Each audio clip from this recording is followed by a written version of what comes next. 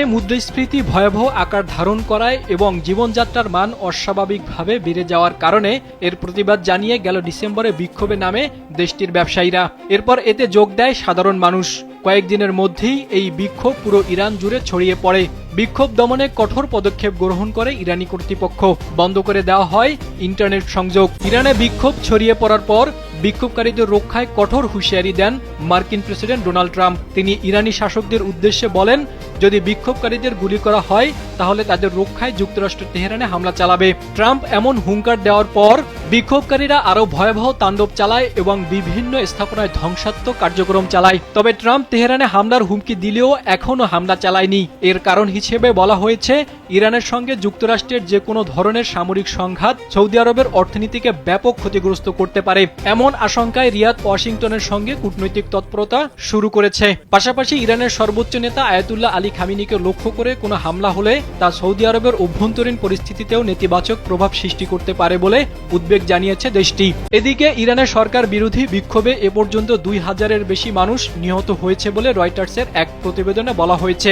তবে ইরানে গত কয়েক বছরের মধ্যে হওয়া সবচেয়ে বড় বিক্ষোভ অনেকটাই নিয়ন্ত্রণে নিয়েছে দেশটির সরকার। তেহরান বিশ্ববিদ্যালয়ের প্রফেসর ফুয়াদ ইজাদি আল জাজিরাকে বলেন, গত কয়েকদিনে বড় ধরনের কোনো বিক্ষোভ আর হয়নি। তার ধারণা, পরিস্থিতি এখন পুরোপুরি সরকারের নিয়ন্ত্রণে, কারণ গত 48 থেকে 72 ঘন্টায় ইরানে কোনো বিক্ষোভ দেখা যায়নি। উপসাগরীয় আরব দেশগুলোর পক্ষ থেকে এ ধরনের বাধার পেছনে আরেকটি উদ্বেগ হল গুরুত্বপূর্ণ হরমুজ প্রণালীকে সচল রাখা।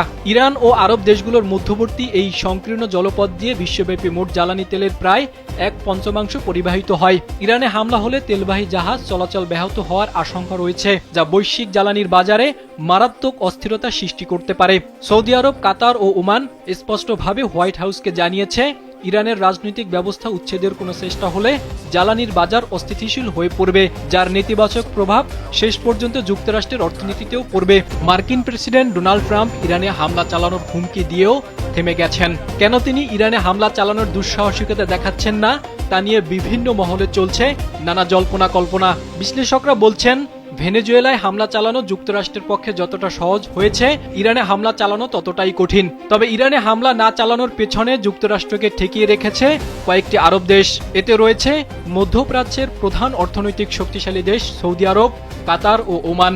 মার্কিন প্রভাবশালী সংবাদ মাধ্যম দ্য ওয়াল স্ট্রিট জার্নালের এক প্রতিবেদনে এই তথ্য উঠে এসেছে।